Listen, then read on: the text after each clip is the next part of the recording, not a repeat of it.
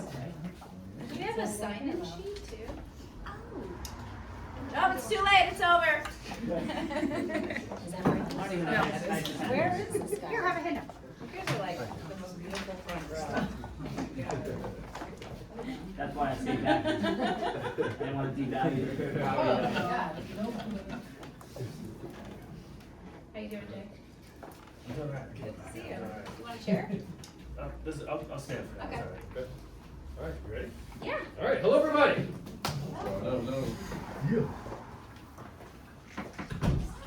Thanks for coming to this month four of our agent mastery. We're doing this every month. The goal is to elevate real estate agents to be real business owners. So everything we talk about is going to be super high level because this is the type of people we want to be around.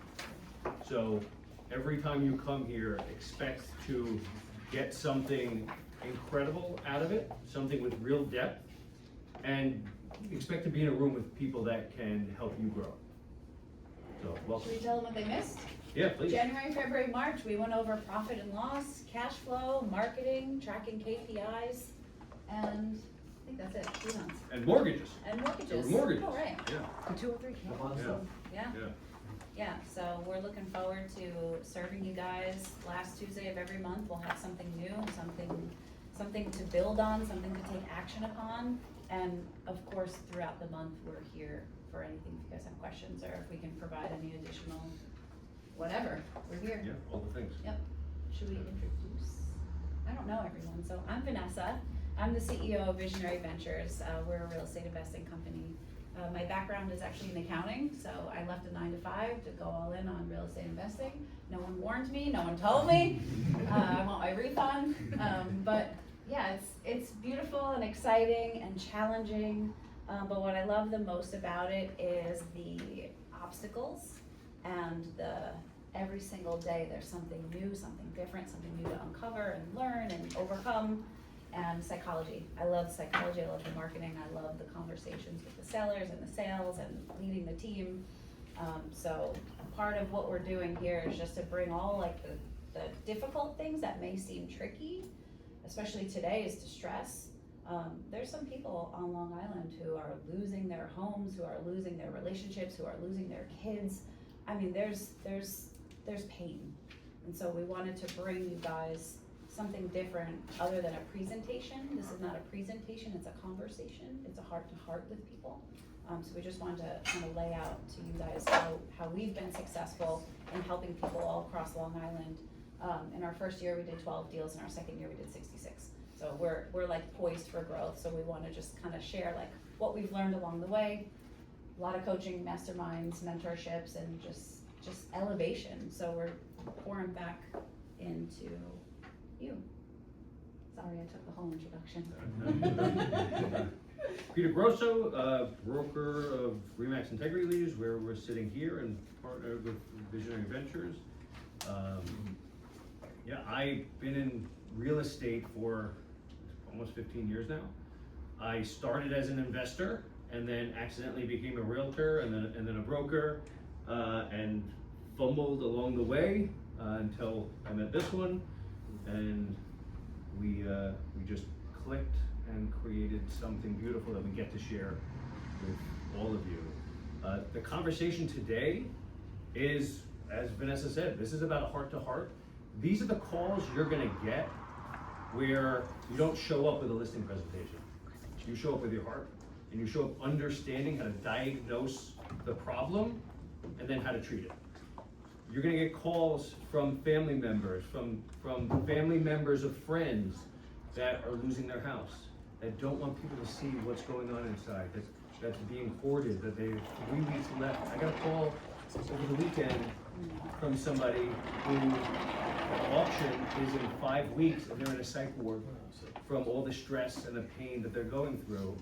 And we have to navigate how to stop an auction, and I get them, have them not lose everything and be able to put some money in their pocket, and also have them be able to, they can't sign anything right now because they're in a mental institution, so we figure out how to navigate that. So you're gonna be put in those positions.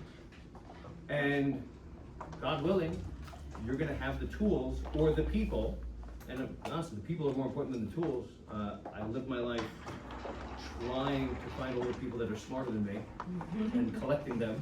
I'm a person. Welcome. Yeah. Part of this Right, vision. my number one collection. So that I have the real tools. It's not up here, it's right here. So that's what we're gonna be discussing today. All right. Yeah. I guess let's get into the first aspect. Like we already said, it's not a listing presentation. We're not walking in there with, I know the answer, I have your solution. You don't yet, because you don't know how to diagnose it. So Katie, do you wanna click? We just made this, so bear with us. There's a lot in here, so we're gonna probably push and pull a little bit here, but traditional listings is you're walking in with, Zillow says my house is worth this, my neighbor just sold their house for yada yada, and it's like, that's not where we are in this conversation, but just to see the difference of the left brain, right brain, like we're not walking in with a logic, this isn't a logical, intellectual exercise when we're dealing with distress. Traditional agent will accept a surface answer because maybe there's not a deep pain or a pressing time bomb going off behind the scenes. We're downsizing, we're relocating. Great, how can I get you the most amount of people most likely to see your house and the most amount of money? That's your listing. So that's what we're pushing for. When you're dealing in distress, you're showing up as a trusted advisor. You're showing up as someone with an open heart to hear what's actually happening so I can diagnose what is the best plan for you to move forward. We're never taking the smokescreen answer, we're downsizing.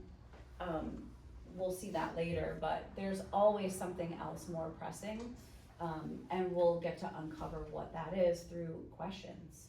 We're asking a lot of questions. We're asking permission to ask a lot of questions, because when we're in a conversation with someone in distress, we're trying to uncover the impact of what's really happening. So we have this little process where it's like, why are you selling?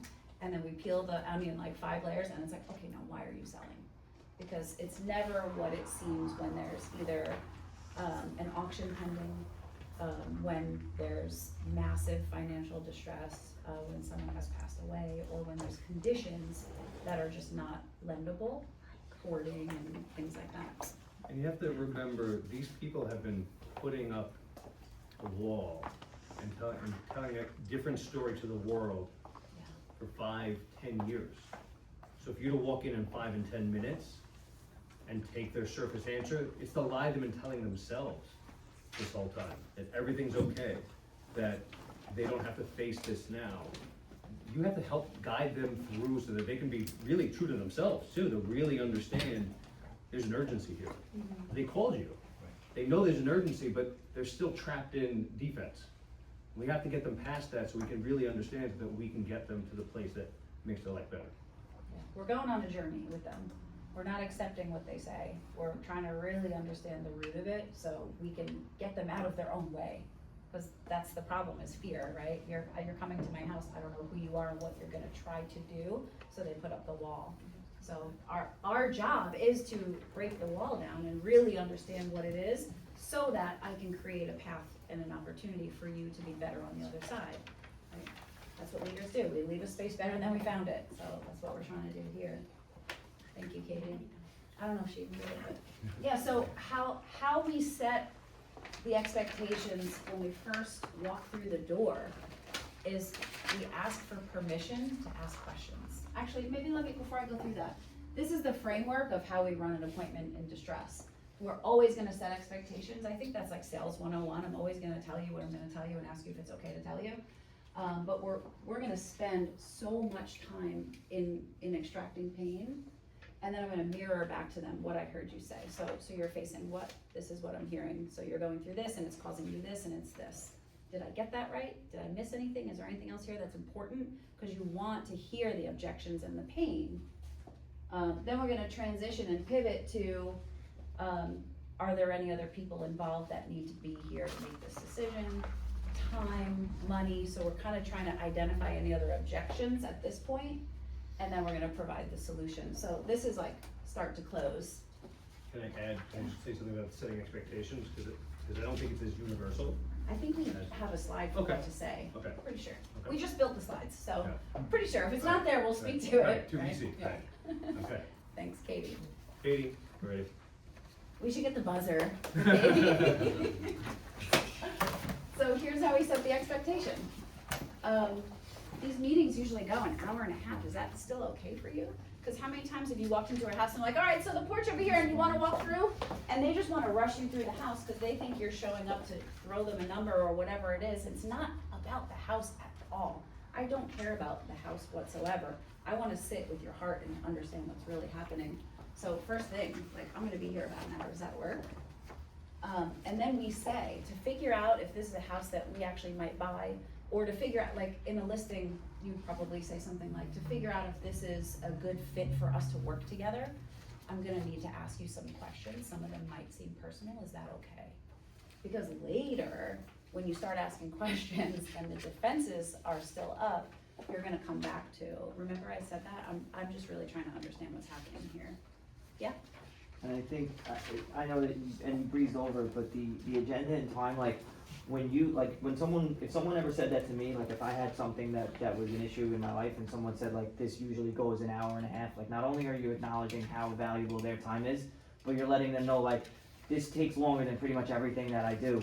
I'm still here to do it. I'm not charging you for it. Like, I feel like that's more powerful than you even realize until you even use it once or twice and you see the way that people react to it, because it's psychology It's more than anything. intentional. Yeah, it's so intentional. Someone that has all the money in the world and wants to sell a house doesn't need that and might not even want it, but this is exactly what somebody like that would need.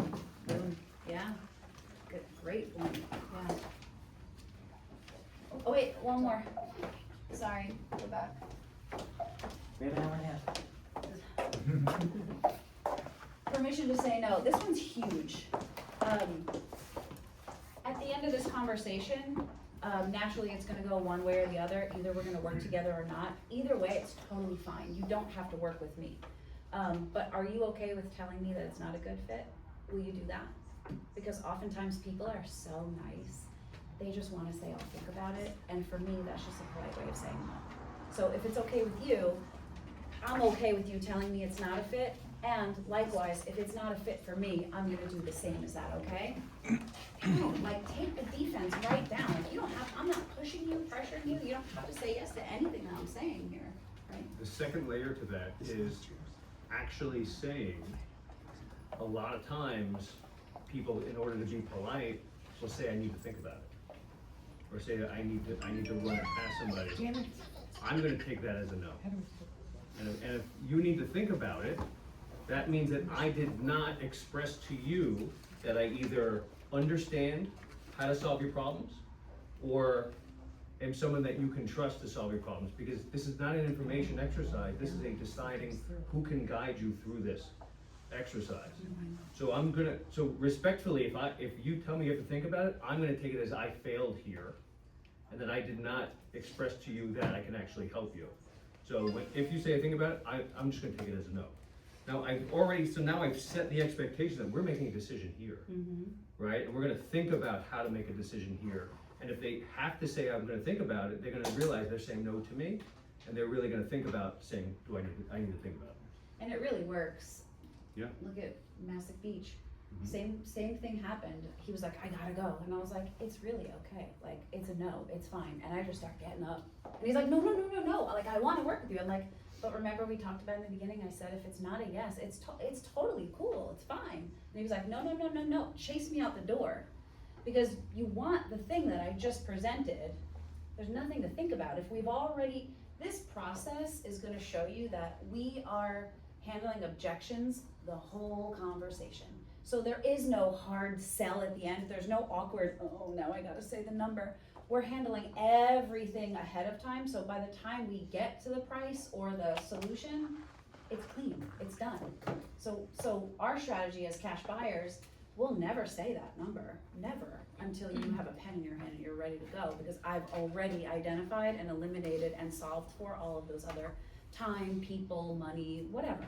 And by the way, this framework works for listing appointments too. Totally works. And you sit and you set the stage and the expectations for what is gonna happen throughout the process, and I just gave that opening conversation in a listing appointment, because I wanna come from leadership. I want them to understand that I can guide them, so this is all interchangeable, except for, I'm gonna buy your house, I'm gonna share your house with the world. You ever walk into a house and someone's like, so the roof's 30 years old, and they just start taking the frame? That's our opportunity for leadership. That's our opportunity to sit and go, can I just explain to you how these usually go? Because I do these 5 times a week. You sell a house once in your life, maybe twice. But I'm the professional showing up, so can I set the frame politely? Can we just sit down? Can I just talk to you about how these usually go? All right, thank you so much for inviting me over. I'll be here for about an hour, is that okay? I'm setting the tone because I'm the leader, I'm the guide. So sometimes we have to wrestle that away from them. I had a woman standing over me in the kitchen. Can we sit down? She cleared 1 chair and she stood over me. I was like, okay, we got her. But I mean, it took. But yeah, like we have to own the frame of the conversation, and this is such an important first piece.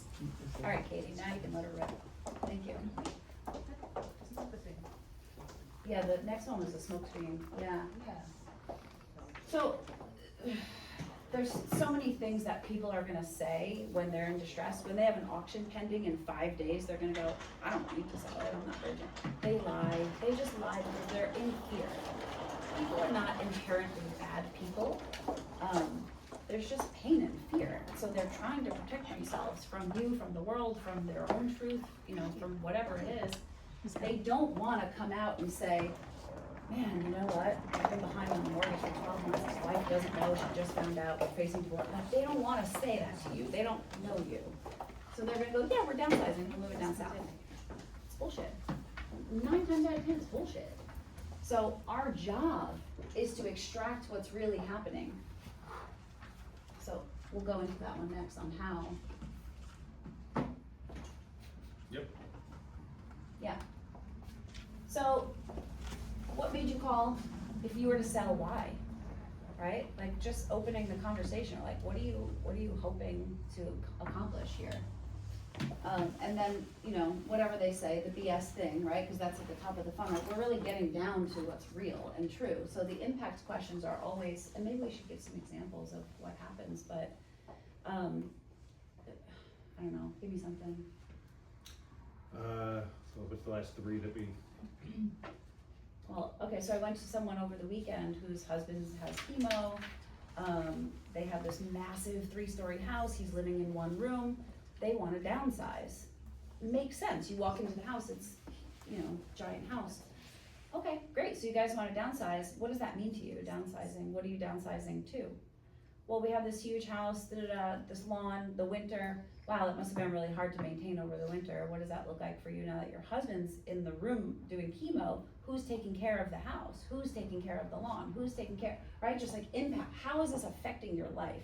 It's not about the house. It's about, oh my God, I can't do it anymore. It snowed 10 times and I don't have a snowblower and I had to carry the weight of the home, right?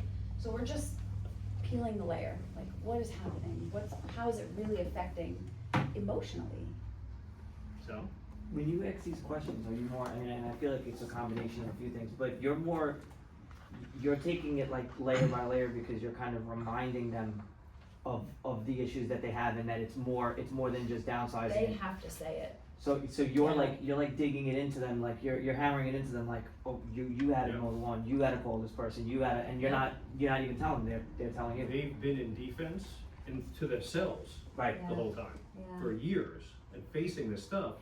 So they're doing these things and they're disconnecting themselves from the stress until they start saying it and they start realizing the relief that they need. And when they say it to somebody because they know how crazy it sounds, they just Once never, you say- it doesn't say it to them. Right. When You they ever say it to not see someone. a friend for a long time and then you start crying when you start saying the thing, you're like, oh, I never said this out loud before. Right, because Yeah. what you go through isn't as crazy to you, but there's a reason you don't tell it to other people because you know Right. it's crazy, you just don't Yeah. say it. We're masking this fear and pain and fear and pain, and we're just stuffing it until someone actually shows up. And there's a really important part of this too, is open body, open heart. When we're talking to a seller in stress, just anyone, when you're talking to people, open your arms. Open your arms to them. Don't sit like this. This is so closed, right? If they're sitting forward, come forward. Keep your body open to show them relationally that like, I'm in this with you, I'm listening to you. Eye contact, right? I just sit like this so much consciously, like trying to just sit like this to let them like sense that like, I'm here. And our instincts are always to tell people, tell them what they need, tell them what you know, tell them. We have to learn how to reverse that. We have to ask them questions, because anything we tell somebody, they're gonna go into defense, and they're gonna think of the opposite. They're gonna think, how is that wrong? What is my experience? When you ask them questions and you guide them through, it's their idea. It's their Just Sarah's process. exact point. You Yeah. help them lead themselves out of it. And if they lead themselves out of it, and you're just part of the journey, they're going to lead themselves out of it. But if I'm telling them what they need to do, it's gonna bounce right off of them. And this is Be with, defensive. yeah. This is life 101, right? Yeah, We're the guide, they're the hero. This is their story. They get to make the decision and change their life. We're just asking them questions that lead them to the thing. They already know the answer. It just needs to be extracted through pointed questions. So when we sit with someone and we have a very rigid process for like how we score our appointments, you better be talking 20%. They better be talking 80%. Don't be in there talking. This is not your show. This is your, like, let them open up. That's why I said it's a conversation, not a presentation. yeah. Don't steal the show from them. Yeah, and when we say we score appointments, we actually score Oh my God, we appointments. score Everyone's everything. recorded, transcribed, and go into an AI system that gives them a score to see how they did and see where they can be better. And then they get buffins. Then they get buffins. Then buffins are part of the process. Buffins are part Or of the... not. Or not, yeah, or not Right. buffin, unbuffin. Wait, go back. I just wanted to talk about future pacing really quick. Muffins are Protein protein muffin. muffins. You don't have muffins? Come on, They're man. delicious. Everybody must try You muffins. haven't lived. But if you're stuck in pain, how do you feel about that? How's that affecting your life? So if this property was sold and cash in your pocket, where are you going? What do you wanna do? Like, sometimes we get stuck in that hard thing, and a future pace, somewhere to like give them something to look forward to, will get the conversation back to rolling. So always talk about what's on the other side of this pain. Yeah, that is tremendously important. We've seen recently quite a few breakthroughs where we have somebody in agreement, but they won't go the next place, because they've been living in this fight and in this pain for years. So not only does it hurt, but it's all they know. Right. It's actually their home. So they don't want to actually not all of them wants to leave it, because they don't know what's on the other side of the experience that they're in. It could be worse. It could be different. It's just different, and I don't know. So they'll cling to it, and they'll go, well, I don't know this attorney, or I don't know this, or I don't know this, and they'll fight each step of the way, but it has nothing to do with those things. It has to do with, how do I actually let go of this pain and this stress that I've been married to for all this time? We ask them, what would it look like? Where would it go? How would it feel to get this burden off of you? Have them paint a picture of what's gonna happen, and when they can see it, they will wanna get out of that pain, because they can picture themselves out of it. And until we let them walk themselves through it, they're gonna hug that thing, and they're gonna go down with the ship. And we've seen it many seen times, it, people yeah. just, the house is going, it's gonna be on the auction, and they'll wait another day, and then another day, and they'll argue about this little line, or the cookies weren't chocolate chip, whatever it is, they will fight until they see their future. Did anybody actually complain about the cookies? Well, he just wanted to flex that he gives cookies. Yeah. The best That's cookies subliminal around. I think we will have it. Okay, it's fine. I was gonna speak to, don't read, yeah, this isn't for them, but I was gonna speak to, it's our job to not necessarily, it's our job to come from love, but push them. Because if we co-sign their BS, if we co-sign the fear, if we co-sign it's not urgent, doesn't matter, it doesn't need to happen today, I don't need to take action, we are doing them a disservice. If we walk out of there because we were too afraid to push and stress test, that's our bad, right? It's our job to show up and lovingly ask the hard questions.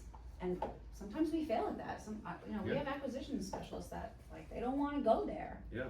Because it's hard, it's uncomfortable. But if we truly believe that we're there to serve and provide a service and a help, then we have to be willing to go there. We have to be willing to ask the hard thing. We have to be able to go, oh, you're not worried? Didn't you say your auction was on the 20th? What are you gonna do? You know, like, okay, fine, you don't wanna work with me. Now that I took that hat off, what are you gonna do? You know, like person to person. Yeah, and the instinct is, I don't wanna say something that makes me unliked, Yeah. right? So we're protecting ourselves to hurt the person across from us, right? And that's not why we're there. We're there to help the person across from us, and that might mean saying something that in that moment makes you disliked, but it's something that they need to get to the next stage of their life. We have to be comfortable doing Like that. parenting. Yeah. I gotta be the bad guy sometimes. We gotta say the hard thing. Yeah, Yeah, that's where the breakthroughs happen, in the uncomfortable stuff. yeah. All right, you can go.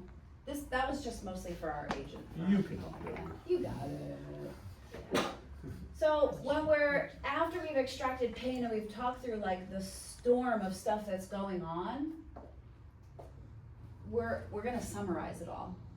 All right, so you said you're dealing with tenants and they haven't paid in months, and it's causing you to feel anxiety because you're carrying 2 mortgages and your husband's screaming every night and you feel like you're going to lose your mind. Did I get that right? Like just mirroring what they said. Did I get that? Just so they feel seen and heard. You know, can you speak to mirroring a little bit and maybe storytelling? Because I feel like that's where this clicks in. Yeah, so we wanna give back to them the emotion they give to us.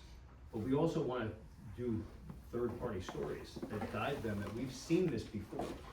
And we'll tell specific stories of people that we have helped, that have been through this, and also, more importantly, people that we've tried to help, that have gone in the wrong direction, and that didn't follow the path that would get them out because they clung to the pain, because they were afraid. And so instead of telling them, I know you're afraid and here's what you're doing and here's why you're in your own way, you say, can I tell you what my biggest fear is?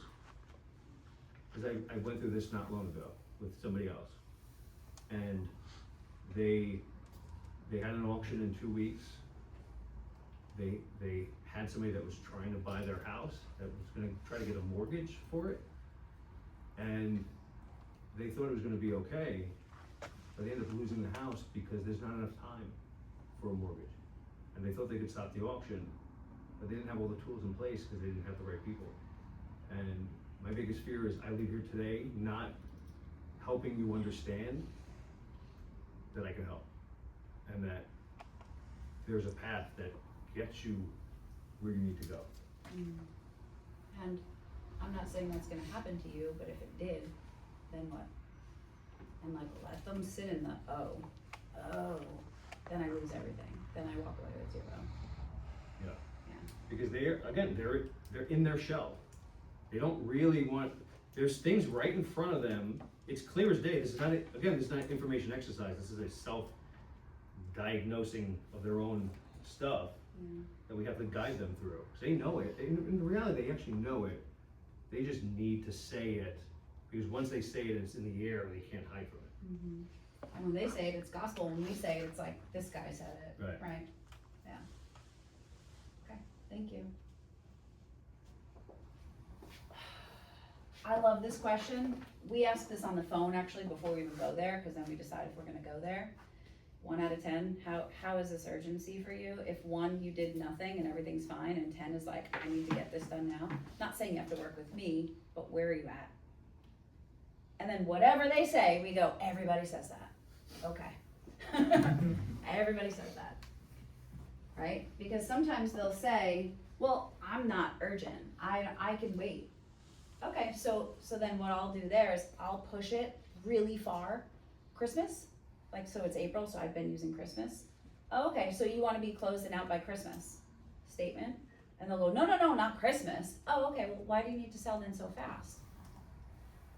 When we make statements that are extreme, and they're statements, not questions, people have like a tendency to wanna make people wrong in their head and correct them when they're not right. So we'll say something far away and extreme, and they'll have to go, no, that's not what I meant, that's not what I want. Instead of going, well, when do you wanna sell it? Well, I don't know, I have time, whatever. Oh, so you wanna leave by Christmas. And it's like, it forces the correction. It's just like a human nature thing, like they wanna be right, everybody Yeah. wants to be right, it feels so If good. you tell someone exactly what they're, like, something that's correct, they'll lie to you. Yeah, Otherwise just to be right. Right, no, It's so true. but if you say something that's wrong, they wanna correct you and they'll tell you the truth. So in order to get the truth, you actually say something that you know is not the truth, and they will correct you with the truth.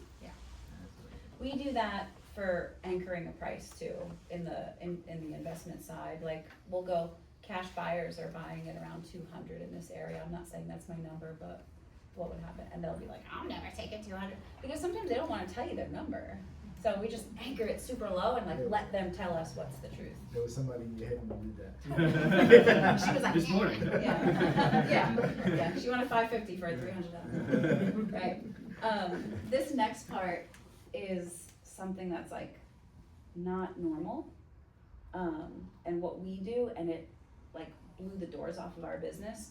We don't talk about cash, we don't say offer, we don't say anything like that. We go in with, well, how much do you wanna walk away with after all of this? Because that takes the conversation out of intellectual, logical, Zillow says my house is worth whatever, to where you wanna go. What do you wanna walk away with? What does this money mean to you? Some people owe 60 grand on a mortgage, but they think their house is worth 7. But if I can get into the conversation of what do you wanna walk away with, now we're talking about what does your life look like on the other side of this. All right, well, I need 100 grand to pay off my house. I gotta buy my daughter a house. I gotta pay off my car. And we're like, okay, all right. So you need about 400,000. Does that make sense? 400,000. You took them from 7 to 4 because now we're talking reality. We're not talking Zillow. What's that phrase?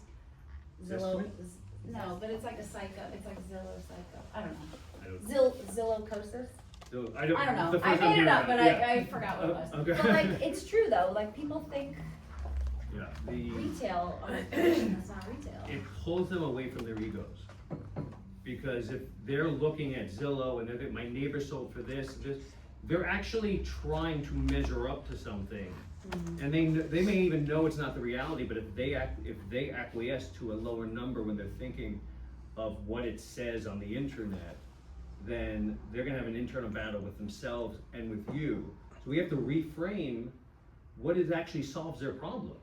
Because when you walk in these houses, they are not your typical house that is gonna get what that sticker number on Zillow is, but their pride is attached to that. Because that says they're worth less than what Zillow says. They're the neighbor, and They're worth less. it's keeping up with the Joneses mentality. Yeah. So if we can disconnect them from the, I'm not worth less than my neighbor, even though I'm in pain and I'm having all these internal ego fights, then we get to actually diagnose, again, what will solve their problem. Where do you need to go? What is it gonna take? And then we can really find the solve. That's money. Like that's like probably one of the most important things you could ask somebody in this process, to get to something that makes the most sense and to get them into a place of like, because cash buyers are buying at 60% of Zillow, so we're not giving you Zillow. This one's important too. So right now, like this whole phase 4 pivot, we already sat with the pain. Now we're trying to identify what are the other objections? What are the other issues that we need to sort through right now? Time, money, people. Those are the 3 biggest things that are the reasons they're selling and or the reasons that we won't work together. Because if these 3 things don't align, we can't solve their problem.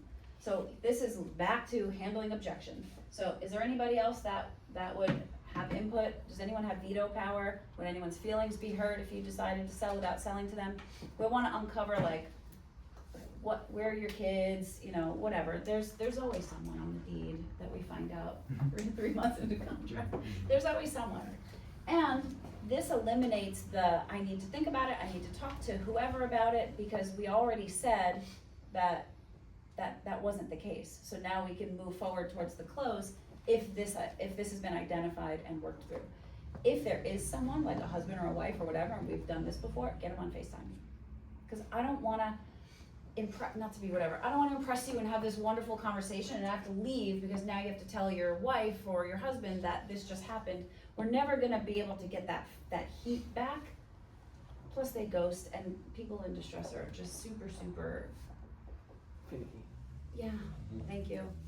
How they do one thing is how they do everything, so are they gonna answer your call? Probably not. Are you gonna be chasing them? So we want all the decision makers present at the time of appointment. So we firm that up when we're making the appointment, but if they're not there, get them on FaceTime. Everyone in the situation that has a stand to make a decision deserves to be seen and heard, deserves for their questions to be answered, deserves to look you in the eye and see that you're a human and you're trying to solve. But like we can't, I was gonna say we can't phone that in, but I'm asking them to phone it in. But like we can't pass that off through like, oh yeah, this person said this. They have to be in the room. Yeah, and it's important when you get that call from your friend whose aunt is losing their house, and you're going to that appointment, you get on the phone with her and you ask that question. That's really important because people in distress, if they're letting you come over, they might not let you, this hard for them. They're in pain. They don't wanna face this twice. Yeah. So if you have this whole heart to heart with them and you don't set the stage to actually help them get to the other side, they're not gonna wanna do it again. Yeah, they're a ghost. They're hurt, they're tired, they're in pain, they don't wanna face it, they don't wanna pick up the phone's ringing, and they're looking at it and go, it's gonna really hurt to talk about this stuff again. Mm-hmm. I'm not gonna answer. And they're avoiding phone calls, creditors, avoiding Yeah. mail, they're avoiding Yeah. everything. Yeah. They don't wanna look at it. Yeah, so if you get the opportunity to sit for an hour with somebody, handle all of this before we get to the end, because let's make sure it's not a thing. Thank you. All right. Traditional market, obviously, depending on what works best for their life. I'm never gonna push a cash purchase over a listing if it makes sense for them to do a listing. If they can wait and their house is lendable, we're gonna offer the listing as a solution, just because it's the right thing to do. But if they don't, then these are the benefits of working with cash. We'll close under time. You don't have to bring anybody else in there. And oftentimes, if someone's in real distress, but maybe they have time, I'll just say, how many of these do you wanna have before you find the right person? And what does that person look like to you? Because maybe I'm not your buyer, and maybe my number doesn't make sense, but I pay someone full-time to nurture a network of buyers, and I'll just find you the right buyer. Let me white glove this process for you so that you don't have to keep doing the sit down. I'll go do the sit down. I've already vetted out the buyers. I can bring you, whatever it is that solves the problem. Yeah. So we've done that too. We're not showing up to convince someone that would actually be better off to list their house, to buy their house and have them lose Never. money. One, can't really do that. Like, if no one's gonna do that. But also, we're there to make people's lives better. So we will push away. Why aren't you listing it? What's keeping you? We wanna really, cause that's part of the diagnosis. We wanna understand. We don't show up in desperation. We show up to solve. So our come from is, have you tried this? Why aren't you trying this? And as all the other parts get eliminated, we really understand why they need to sell for cash. I've sat with people and literally said, I can pay you this for your house. I took out my spreadsheet and go, this is how much money I'm gonna make if everything works out. This is the risk I'm taking. This profit could be yours if we do 3 things and we put your house on the market. And they sold me the house. I bought it for cash. Because it didn't fit their life. And I got to come from transparency and love and give them all the right decisions for them, and that was it. The coolest thing about this work and these conversations is showing up as an agent is now you have a toolkit. You're not just coming in and presenting one solution. You have access to, I don't know if you are a cash buyer, you have cash buyers, whatever, but you have access to a network of people that literally you can call and we'll underwrite it in moments and or show up and or you present the solution. We can that's what we should have done. We can build them out a high level pricing thing so that they can ballpark and then Yeah, I can make work that. it up like that. I Yeah. had something like that when we did Yeah, but I wanna the make it. Brooklyn one. Okay. That was like a year ago, so the technology is totally different now, yeah. Yeah, if you're ever in this situation, you get this call, we're here for you. You can call us, we'll guide you through it, we'll go on the appointment with you, we'll underwrite it, we'll talk you through whatever, we're here to help you solve it. Yeah, and record all your stuff, so Yeah. you can listen to it and go, oh, I should have said this, oh, this is where I could have gotten better. Get one of these, it's called a Claude Note. Yeah. Record all your conversations, Get transcribe distracted them. each phone though. Right. Yeah. But we record every conversation because we deep dive on what did we miss, what didn't we see, where did we misstep, how could we have done better? And we spend 2 or 3 different meeting hours a week diving into results. Yeah. We created a AI system that the transcriptions go into our website, and we built it out to score how they did, and it tells us what they did right, what they did wrong, were they better this week at certain things, were they worse this week at certain things, what do they need to work on, and we'll sit and we'll talk and read it with our team. Yeah, and administer meetings. And then the meetings begin, Yeah, but we started doing table reads too, sitting Yeah. at the table, role playing, we got buzzers, like we're filming it, we're like, where's your body not showing up in this energy? Like, it's just, it makes sense to assess your performance, because how do you know how well or not well you're doing if you're not keeping track? So, yeah, it's good. That was February's meeting. Yeah, I missed that one. Yeah. Sorry. I don't know if this is for agents so much. Yeah, it's not, you can Ship it. search this one. Next. Yeah, preventing remorse is huge. When they sign a contract or a listing or whatever it is with you, we always want to prevent remorse. How many times when we were like new in the business or whatever, and we get them to sign, we just want to run out the door because we're like, before they change their mind, holy shit, I can't believe they just signed it. We don't want to do that. We want to go, is there any reason why, you would feel like you wouldn't want to move forward with this? What does this contract mean to you? What if your son calls you tomorrow and finds out that you just signed a contract? What are you gonna tell them? Because we wanna ironclad that process, because I don't know how much it happens in the listing side, but in the distress side, if they are not in a contract, they're gone. They're so up and down with communication. We would probably lose every deal if we didn't lock them up under contract in 24 hours, Yeah. So. But it happens in listings too, where you may get the signature, but then they have a conversation, and you may have them, but they're calling you going, you know what, I changed my mind, and if you have that preemptive conversation where they've already said out loud no, it's a lot harder, and almost impossible for them. Yeah, the clawback is harder. Yeah. Yeah. Did I miss anything on just preventing remorse? If you're not comfortable, we can tear it up right now, before I leave. Just let me know if there's anything here that you're feeling like you have questions on. Obviously, everything's gonna get reviewed by attorneys, and everything's gonna be, put through the process where you're being protected. The most important thing here is non-neediness. Is Yeah. what you're seeing here is, we'll rip it up. That non-neediness creates the stickiness, because they know it's more than us creating a transaction, because we keep pushing away. We keep giving them permission to walk away. So what happens? They walk closer, right? What we should offer everyone here is how to sell the team. The attorneys, us, title people, how to sell, because sometimes it's a hard pivot to not only, because everybody has a lawyer, everybody's cousins, brothers, neighbors, whatever has a lawyer. How do we pivot to selling our If you're structure? not, and this is in real estate, it's Period. really important in distressed real estate, but when you're listing a house, when you're working with buyers, having the process and the framework we work on extensively with our team and our Zillow team on how to help them understand that the people that you provide for them are the people that they need to get them to the other side. That they can't go to cousin Ned. They just can't. You can't do it. So what does Yeah. that conversation sound like if we're at the table and they're like, yeah, I already have a lawyer, my cousin's brother, whatever, I got into a car accident and we have a lawyer in the family. Yeah, Vanessa, I get that, and we go through this a lot, and you absolutely can use that attorney.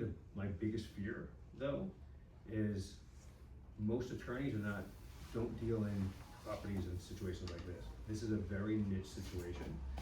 And part of what we do is we provide attorneys for you that have a fiduciary obligation to protect your best interest, but they can only protect your best interest if they speak this language. Because the attorney on the other side is going to know how to get something past somebody that doesn't do this every day. So that's why we have a heart to give you people that won't terrify you, because when these things get complicated, attorneys always want to shut it down and they see a path to solving a problem, or that the other attorney slips something by your attorney because they don't speak this language. So I'm Our begging. third party story right here too. Yeah, Yeah. third party story. Yeah. Yeah. Insert. Insert third party story. We just went through this where they used their cousin, who was an attorney, who read something that is complicated, because as we're talking an hour and a half, these things are complicated, and they didn't let them do it, and they ended up losing their house. And that was a family member that thought they were protecting them. So I don't think that they're not coming from love, but they're just not coming from the knowledge that it takes to protect you. And sometimes people overprotect and hurt. So I just want to make sure that you understand that, so that you are making the right decision for you. Does that make sense? Okay, so I'm going to introduce you to Chris, okay? Yeah. I think we're done. Okay. Yeah, so this is just the summary. So we set expectations, we give them permission to say no, we'll drop the guard and like, oh, good, okay, so. We're gonna spend so much time in here talking about pain, talking about what's happening, talking about how it's affecting our life, why is it causing pain, and then we're gonna summarize it all. Okay, so this is what I heard you say. And call out the three pains. If you can call 3 pains out that they're dealing with, call them all out, name them. And then, where are you at in 1 to 10 where like you need to get this done, or no big deal. And then now this is where we pivot to time, money, and people, right? We wanna like isolate these objections. What's next? What's next? What's next? There's 3 things that would prevent us from working together. Which one do you think would be? Which one would fit here, or whatever the word is? And then we offer them whatever it is that the solution is. If it's a listing, do the listing, right? If it's a cash offer, pivot to, I have the team, I can make this as seamless as possible. I can offer you a white glove service. You don't have to list it. I'll get you a buyer. You'll close on your timeline. Just pivot to, I'll handle this for you. Yeah. I already have a team. I went to a mastermind. I've got 30 people in the room who are willing to jump to make this happen for you. Just flex that you have people, Yeah, and there's a lot of ways when it's not a listing to create a win for them. It could be a straight cash Should do offer. another class on that. Yeah, Yeah. people ask us for We the should. flip classes, again. Oh, yeah? Yeah, I think a lot of flip. Okay. Yeah, because you can be just a straight cash buyer. There are something called novations. There's JVs where you make them a partner. They can be, sometimes they can, in order for us to give them more money, they can owner finance the property if they own it outright, or they have a small mortgage where they may need to get out of the situation, but they have equity in the house so that they can earn interest and get a higher number that way while we renovate the house and then flip it. So, and on and on and on, and I'll just come up with something and see if the lawyers allow it. The cool thing is you don't have to know about that now. You can just bring the problem and we'll strategize the exit. But yeah, we'll do a follow-up on all the different exit strategies that we did exercise and how to. Yeah. Yeah, that'd be cool. Okay. Right. Any questions? Questions? I think there was a lot of good takeaways today, especially with, the way you frame things, the way you summarize and you talk back, let them come back to you again. Yeah. Because what I'm seeing, especially in all the training we've done, when it comes to the psychological profile of the person you're dealing with and how you interact with them, plays a major role in the success of your business. I mean, how we did business 5 years ago, 10 years ago, is not the way we do business now. We really we take a deeper look, right? Mm-hmm. Yeah, And really critique and analyze. yeah. And we get wiser as we have more case studies, right? Because we have more education to tap into based on that experience. Yeah. I live by the adage, and everyone that's part of our brokerage hears me say it 100 times. We get paid proportionally by the words that we choose. So every word, timing, tonality, it all matters. The way we show up, the way we stand, the way we're sitting across from somebody, and how we hear them, and the questions that we ask and how we ask them. Those are paramount, and often there can be a 1 degree difference between success and failure. And that one success can lead to 10 more successes, right? So we have to think about what experience are we giving to the person in front of us, and how are we serving them. And Vanessa, you touched upon like the way you open yourself up emotionally, right? And I mean, you could say that you do, but you gotta really emulate it, right? And they gotta feel it. And it's not just with the stress, it's with all of business. Yeah. Yeah. Listing Connection appointments, in working with general. buyers, Yeah. if they sense that you really care, and you're tapping into their emotions. We were talking about this last night, actually. When we have a dry run with our acquisitions team for the distressed company, we sit with them and go, do you actually think you're helping? Are you showing up and actually think you're serving these people? Because if you don't believe it, they're not gonna believe it. If you're not walking in that door and actually feeling like, I can't wait to solve it, hear this person's problem, and help guide them out of it, instead of going, I hope I get this I need sale. this sale, I yeah. need this. Yeah, can we You come got- out of self Yeah, and show up for them? yeah. That's the difference maker in that way of being, is more than half of it. You show up just wanting to hear and guide. The rest you just gotta learn the other little God, pieces. try that everywhere with everyone in your whole life, right? Can I just show up and be open to just hear you? Instead of needing to say the thing I have to say, cause I'm right, like, can we just, for a minute, changes everything. Have a real conversation, right? Do Changes you ever leave everything. and cry? Say again? Do you ever leave an appointment and cry for people that you're, No, I pray though for everyone before and after, always, yeah. No, I've I have never to hear some cried. really, really hard stories. I've actually cried in the appointment with someone. When someone cries, it makes me cry sometimes. But no, just pray. Just pray to be grateful to be someone that can help them. And can I help them? Yeah. But it's You gotta hear come some from that. really- Yeah, you've gotta hear some heart-wrenching stories, Oh like my you gosh, said, about everyone the. is in so much pain. That's one thing I've learned, cause I came from accounting, like I didn't know any of this. And just to see how many people are suffering, so many people are in pain. Even like not crazy things, but my daughter's living in the house and she's 35 and her kid and her boyfriend's like this, and it's just people are walking around with all of this, you know, and it's like, oh man, how can we help? You know, how can we help? And I always say to people too, even if it's not a real estate thing, like, how can I help you?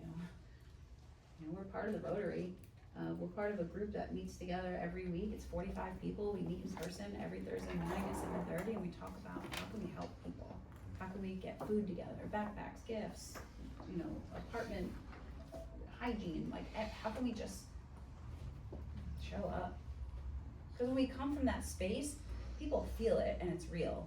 If I come up like with commission breath, you can smell it, you know, you're not working with me. Just got on the turn, you Right? know? It's true, right? That's your home. Yeah. But vibes don't lie, like we know, you know, so it's important. Yeah, everything. We better come with Commission. Any other questions? I think a moment of gratitude for the both of you. I just been in the business a little while and just going through similar, and as you guys are just speaking, like I'm imagining myself in moments with clients and trying my best to do the same, trying to serve. And so many points that you guys have touched on, especially with the process, the conveyor belt of information that you guys can do. It is so clear to see there, and you try naturally to do so, but so many times I've missed the mark wanting to help and Of course. rushing, or now I'm doing 80% of the talking because I have all the answers. Right, I have your solution. I know It's like, I exactly need to give this to you. And then they'd be like, I need more time. I'm like, wait! But I want to help, you know, and I get in the way of helping them because I try to do too much. Right. You know, so Yeah. hearing this and just going, it's okay not to say much, just allow them. Yeah. And asking the right questions and trying to really find the right questions, you know, you guys have it laid out, so there's a plan here, so. Yeah, I'm and excited to in hear it. you have a script for what this conversation can look like, so give yourself the score. We do a scoring, it's 100 points, so after every appointment, what's your score? If you got less than 70, dead legs, right? But we go through every single one together, and we talk about what did we miss. With the, now when you don't have a Claude, you have Claude. No, well, This all is the things. Claude. Yeah, that's a, Well, we yeah. do use Claude. Okay, Yeah. so, when, do you ever get, especially when someone it's such an emotional conversation, or a very analytical person, do you ever have them say, I'm not comfortable with that? With the flood? Yeah. No, I'm 100% success rate, and you've heard me do the thing, but, it's on my, I have it on my phone here, so I'll just say, hey, I wanna remember everything we talk about, and I am the worst note taker, I can't read my own handwriting, so I actually got this really cool device, it's called the Flood Note, it's taking notes for us, so I'll actually be able to share with you everything we talked about, so you can hold me accountable. So, Such a great frame, yeah, right? yeah, Right so, back to them, yeah, so are you comfortable with me doing that? You comfortable with me being an excellence for you? Right. Because I Yeah. suck, right? Like, that's all you're saying. I need your help because I had no internet and I couldn't find the app to like go on it to push the button to record. Oh, you don't have the device? I have the device. Oh, you can always use if you have the iPhone, you can use the voice recorder, and then you can upload the transcript to I Claude know exactly after, what that was. as a secondary thing. Like, I have no internet, so I'm just like. No. You don't have internet. I have the app, I wouldn't. She said full responsibility. She's like, not in front of everybody. Anyone else have any?